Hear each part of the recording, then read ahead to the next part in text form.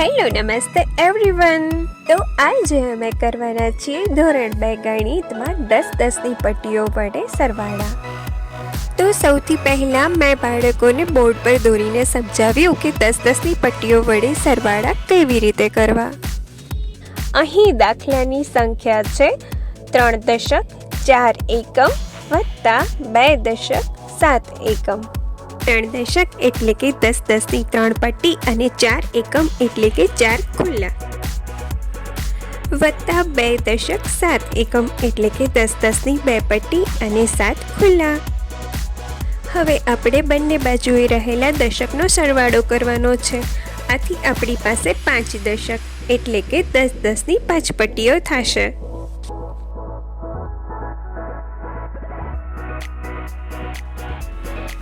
હવે આપણે બંને બાજુએ રહેલા એકમનો સરવાળો કરવાનો છે।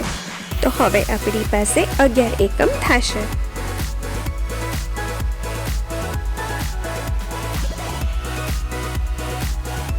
શું આ 11 એકમમાંથી 10નું એક જૂથ બની શકે છે? હા, બની શકે છે। તો હવે આપણી પાસે કુલ 6 દશક છે અને 1 એકમ। તો હવે લાસ્ટમાં આપણી પાસે રહે છે 6 દશક, જેના દરેક ખાનાનો સરવાળો કરતાં આપણને મળે છે 60 વત્તા 1 એકમ, એટલે કે આપણો જવાબ બને છે 60 વત્તા 1 બરાબર 61।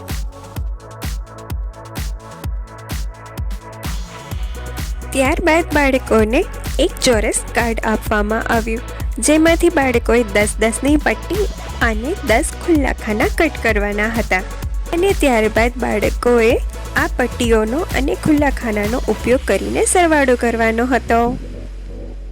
4 દશક 5 એકમ વત્તા 3 દશક 7 એકમ।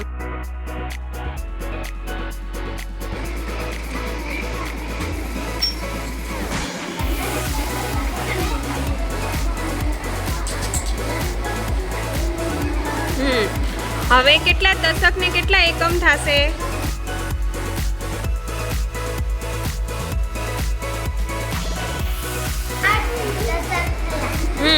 અને ખુલ્લા એકમ કેટલા વધ્યા? 2। તો 8 દશક અને 2 એકમ એટલે કેટલા થયા? ટોટલ કેટલી સંખ્યા થઈ બેટા? 82। લખો 82। ચલો હવે આપણી નેક્સ્ટ સંખ્યા છે 5 દશક 4 એકમ વત્તા 7 દશક 8 એકમ। ચલો જેન્સી બેન કરી બતાવો।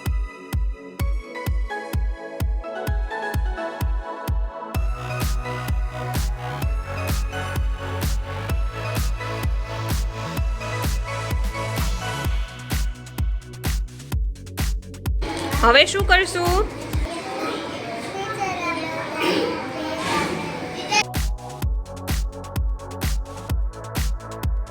હવે ઈ એકમ છે એમાંથી એક દશક બનવું હોય તો બને?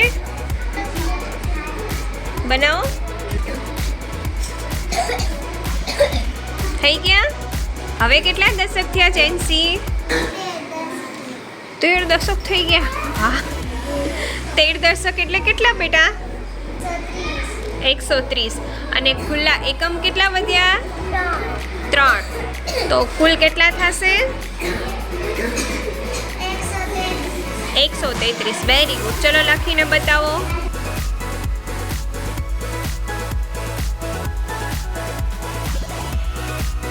Very good. 3 દશક 6 એકમ વત્તા 2 દશક 4 એકમ। ચલો પૂર્વિશાબેન કરી બતાવો।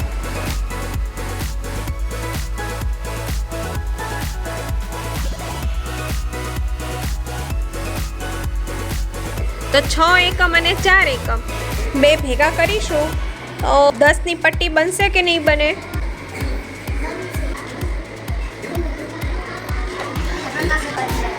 હવે એકે એકમ વધ્યા ના, તો કેટલા દશક થશે? 6 દશક। 6 દશક એટલે કેટલા? 60। સરસ, લખી નાખો જવાબ।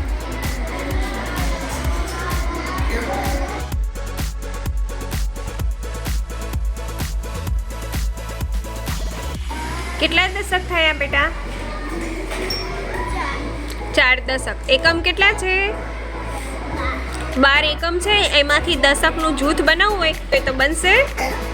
તો બનાવો. હવે કેટલા દશક થયા? 5 દશક. અને એકમ કેટલા? 2. તો 5 દશક અને 2 એકમ એટલે કેટલા થાય? તો 10 ની પટ્ટીઓ વડે સરવાળા કરાવવાથી બાળકો સરવાળાઓ તો કરે જ છે, સાથે સાથે એકમ અને દશકનો ખ્યાલ પણ સ્પષ્ટ થાય છે. Thank you for watching.